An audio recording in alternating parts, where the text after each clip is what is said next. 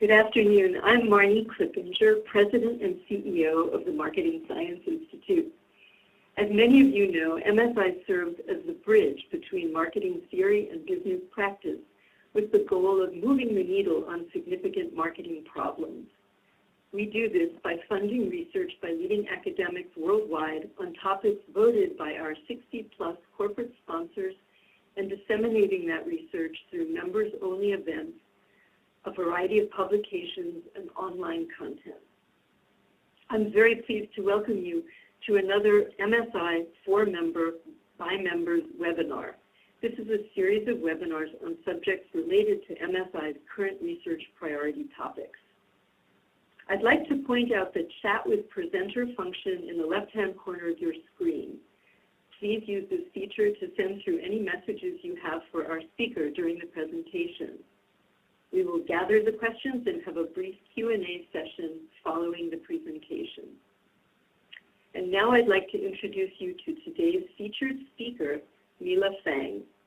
Neela is a creative researcher on the marketing science team at Facebook, where she helps large global brands leverage Facebook's data, insights, and measurement into the campaign creative development process.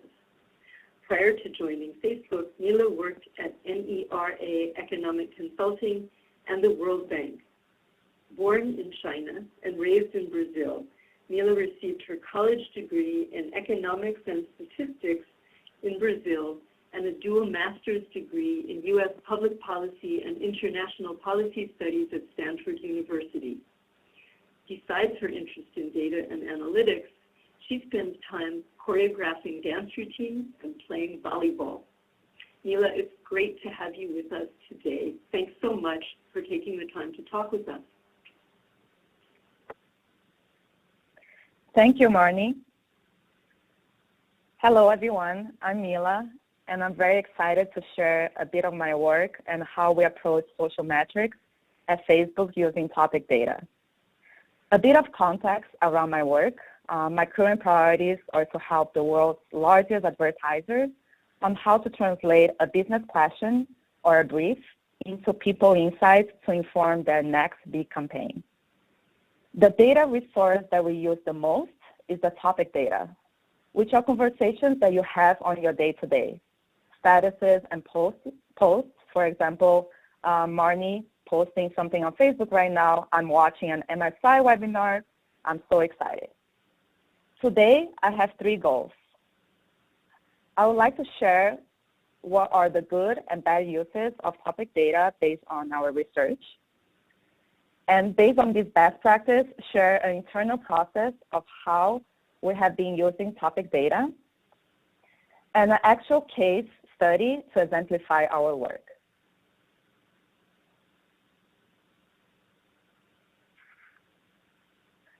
I wanted to start off by summarizing a few best practices we have derived from a lot of research we have done in the past 2 years.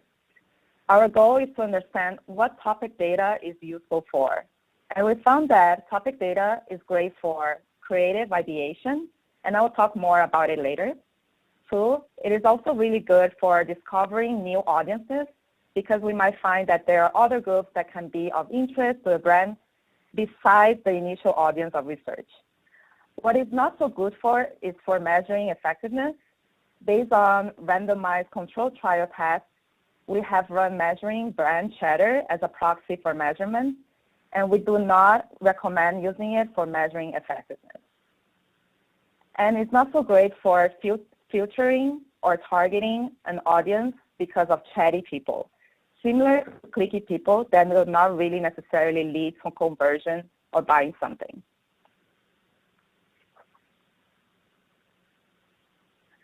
Now that we know what works best when using topic data at Facebook, I want to give an overall picture of our process to drive insights and data for campaign development. I want to start with a concept of what is an insight. We have probably seen a lot of people talking about insights. It has become a pretty cool word. I even personally translated to Chinese so my mom could understand what I do at Facebook. Because of its importance, I wanted to share what internally we think an insight is. The textbook definition of an insight is a deep understanding of a person or thing. The key word here is deep. And Shrev is pretty deep. Insights go beyond surface level facts and observations to uncover something about a person or people that may not be immediately obvious. So we're trying to get from a, that's interesting, to actually, aha, that's amazing. To illustrate insight, we have a fact that 85% of males experience afternoon hunger.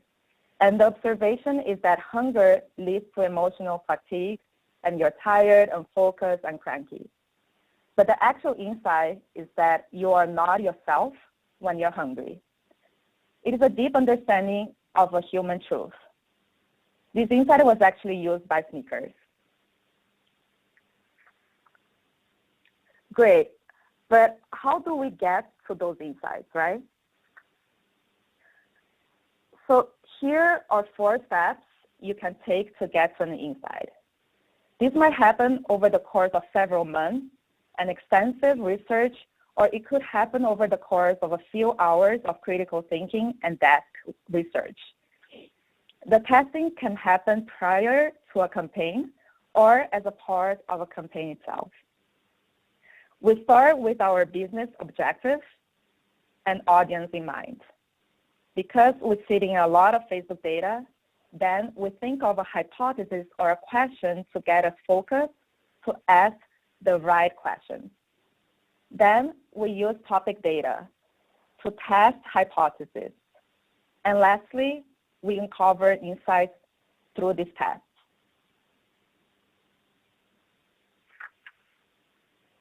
Here is a classic example from Wendys where we applied this process and created a campaign using insights from topic data.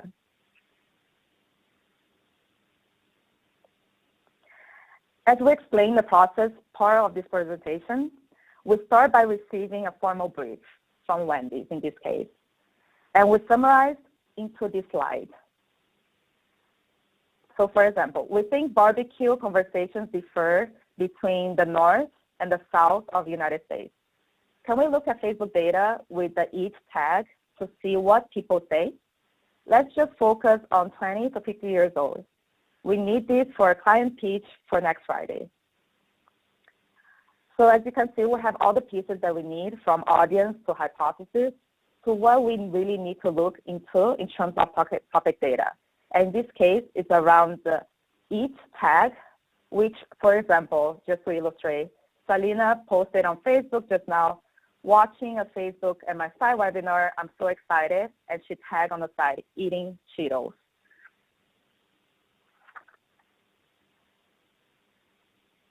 If we bring this brief to our process, this is how it looks like.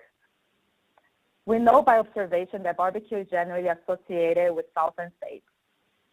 Our hypothesis is to see if people in barbecue states care more about barbecue than elsewhere.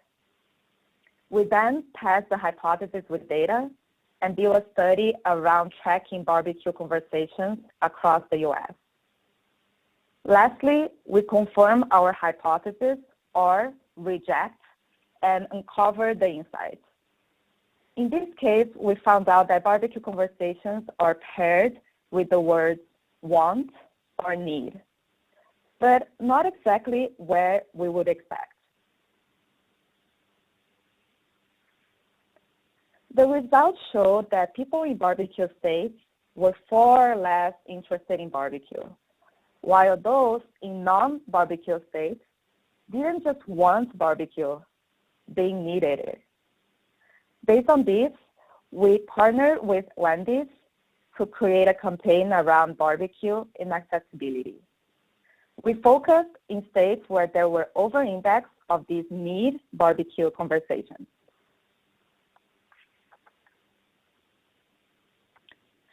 The resulting campaign used this insight to power great creative.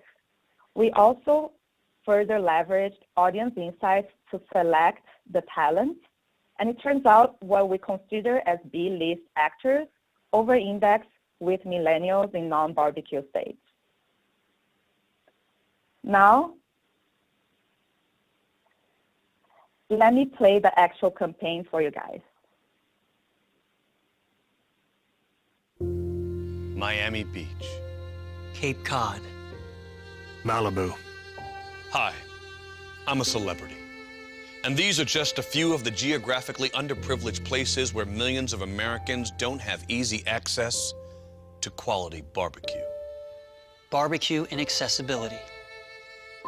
It's a thing. I've experienced life in one of these obscure outlying territories, a place called New York City. As a born and bred Texan, I was raised in an environment of barbecue privilege, and it has weighed upon my conscience. That's why I'm joining Wendys Barbecue for America cause to help fight barbecue inaccessibility. Today, Wendys has succeeded where others have failed by bringing truly mouth-watering barbecue pulled pork, served 3 tasty ways to the American masses. And with your choice of 3 barbecue sauces, Smoky. spicy, And sweet. the possibilities are literally 9. So experience your new right to hickory smoked barbecue pulled pork at Wendy's today. And help us spread Barbecue for America awareness right now. Sponsor a friend or YouTube troll living with barbecue inaccessibility by sharing this video or tagging them in the comments below. Wendy's Barbecue for America. Together, we can help the barbecue elite proud.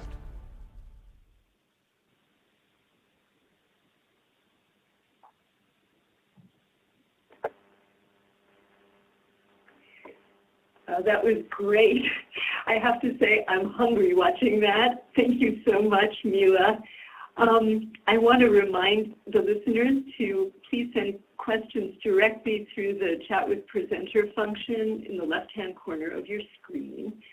And we've already started getting some questions in. So, Neela, I'm just going to plunge right in with this. The first question we got is, could you tell us how you work with creatives and link data to creative? Yeah, sure. That's a great question. So I actually sit at Creative Shop. I work with them on my daily basis. So physically, I'm actually sitting among creatives, which is a really great thing because you can actually partner with them from the start. So we really bring them early on in the process when we get a brief to developing hypotheses to really bringing that into life, into a creative. So often they help us on transforming the data into something actionable in the creative world. I like to use the example of you're playing with Lego and the data points are actually Lego blocks. And we'd like to give them a manual of how to actually use those blocks and how to build an actual building. So the manual, we call it thought starters. So from the data, we get the insight into thought starters that actually help the creative people to actually transform those Lego blocks into an actual format or a building or something pretty. So that's kind of a good way to involve the creative group. But another way, it's sometimes they have a really bold idea already. And, we don't want to break that brilliant idea. So what we do is we sometimes help support with data.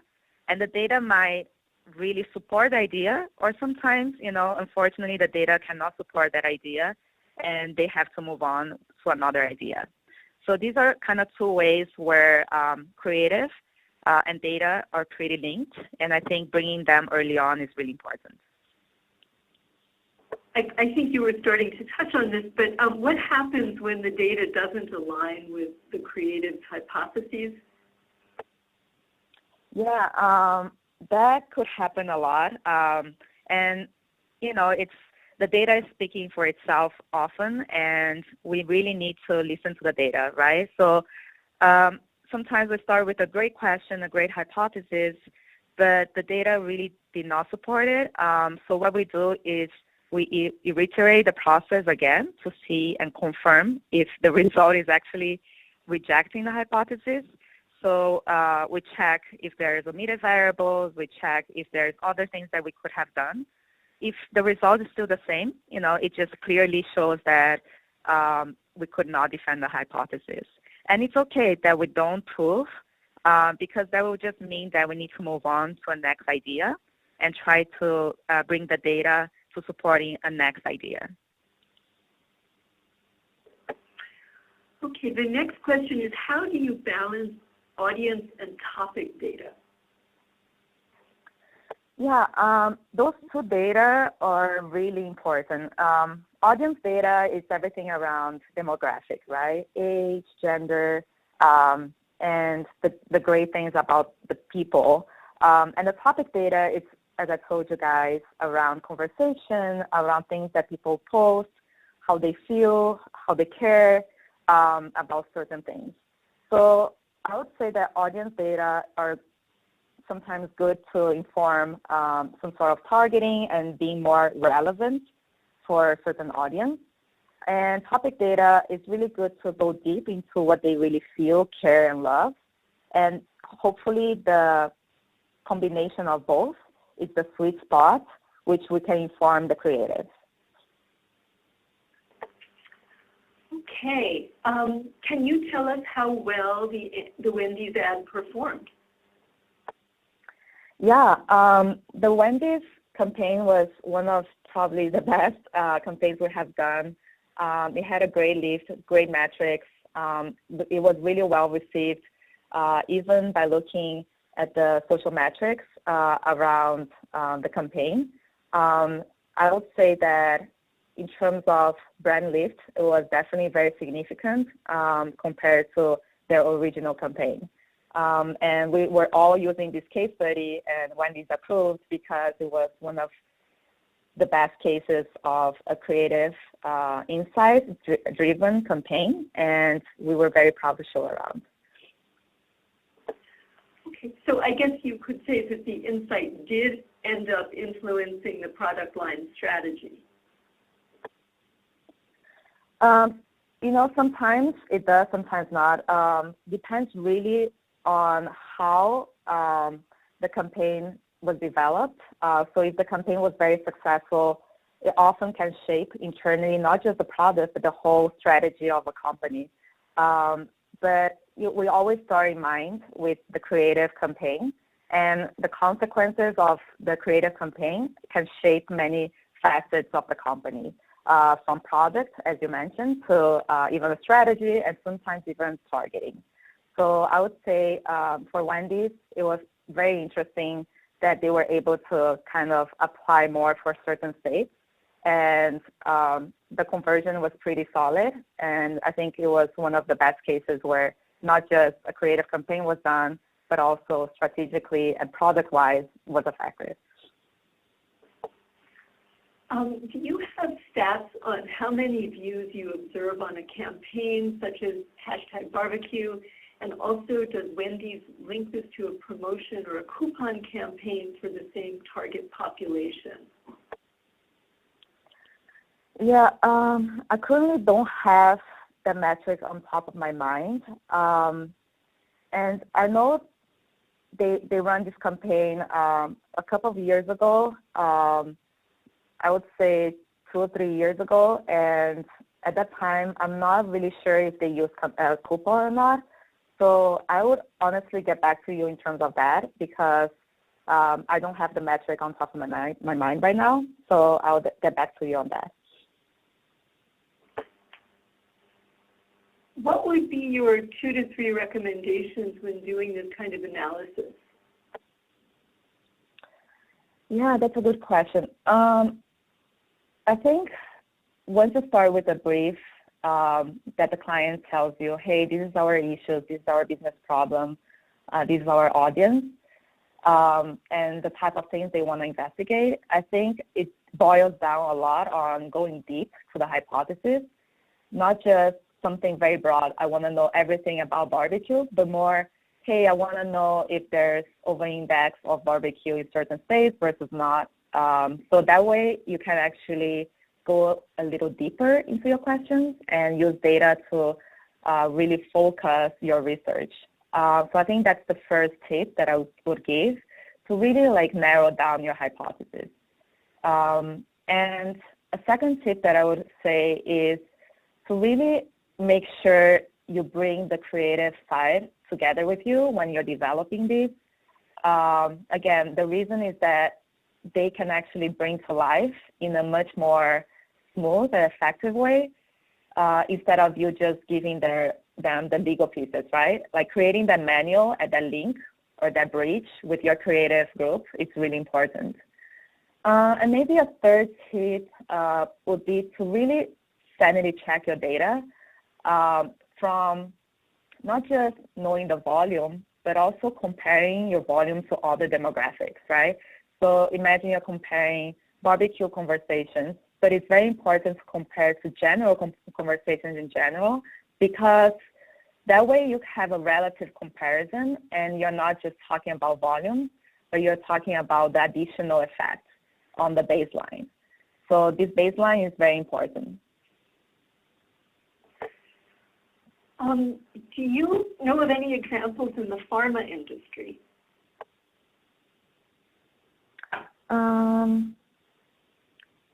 If I understood the question correctly, if we have worked with pharma industry? Yeah, I think that was the question. So I guess, you know, are you aware of any examples from the pharma industry where this kind of analysis has been done? Yes. So I haven't worked in a pharma industry, but I would say the closest to it will probably be Johnson & Johnson. So we worked with some products regarding that, but not really medicines or things like that. But I think that would probably be one of the not so common cases. We usually work a lot with CPGs, a lot with food and beverages, restaurants, verticals, but not really with pharmaceuticals before, which will be interesting. Maybe in the future we can actually partner up with companies and do more research on that. Okay, here is another question. Pylon topic data does not allow us to see the actual verbatims, which Twitter or other networks do allow us to see. How do you work around that? So I think a lot of the data here is really to inform the creative. It's not so great for other areas. So far we have used topic data or conversation data around creative. So like there's better metrics to measure other things, and we try to use the other metrics such as pixels for measuring effectiveness and all that. So we're trying to really use the topic data for just a specific way, a specific reason, just because we have searched in the past that the other ways have not worked as well. So I think there's different metrics for different things, and in this case, topic data is great for creative. Okay. This is a great question. How do you strike the balance between quantifying an insight and developing the human story that emerges? At what point do you know that you've backed up your insight with sufficient data? Yeah, that's a really good question. Yeah, the word balance is key, right? And the question already has that word, which is really great. So qualitative and quantitative work together, it's what it brings the magic. So I would say it's not just the pure data and, oh, how many statistics, how many numbers, how many things, but it's a combination of observing from your day-to-day, from knowing your clients, knowing your brand, knowing human in general, and partner that qualitative observation and data into the actual data that you're working with at Facebook. So that's kind of like the big picture. But it's a good question in terms of how do you know when you stop, right? And I think given certain hypotheses, there are many pieces for it, right? In this case, it was very straightforward. We just wanted to do a comparison between states and see if there is over-index. in certain states. So sometimes there's multiple questions within the hypothesis. So maybe we'd say, hey, I want to know how beauty varies across age and also across different, I would say, ethnicities, right? Like, so there's different ways, there's two different questions into the same hypothesis, and you probably need to look for two or more ways of defending that hypothesis. So it really depends on how the question was framed and also if the data point is strong enough, right? So if the over-index is 1.2, maybe it's not as strong if you could have another data point that says 3.5x more. So I guess getting to that level of really strong support for your question, balancing both what you observe from the world and the humans and the people to the data is key. So how do you deal with large chunks of qualitative data? Is there an algorithm or some kind of mechanism? What hardcore measures in social media analytics are used? Yeah, we have our internal tools in terms of coding. So it's very manual process where we bring all this massive data and essentially code ourselves each step of the way. And really find those nuggets by both doing some machine learning and clustering, but also manually looking through some of the data, because I think it's really important to have a human layer into it. And that human layer, it starts from the beginning when we're hardcore pulling the data and coding, so also to the end of the process where we're actually visualizing the data and making sure you're actually getting what the human truth tells you. So I would say it's a combination of techniques of clustering and data mining, but at the same time, we do some manual work. Okay, just two more questions. Did Wendys also use an offline campaign at the same time? And if so, what was the impact of the online campaign versus the offline campaign, such as TV, billboard, et cetera? Yeah, if I'm not wrong, so this campaign was done by a colleague of mine before I even joined Facebook. But I think this campaign was done online. But it would be nice to double check with him if it was actually done also offline, to see the incremental impact.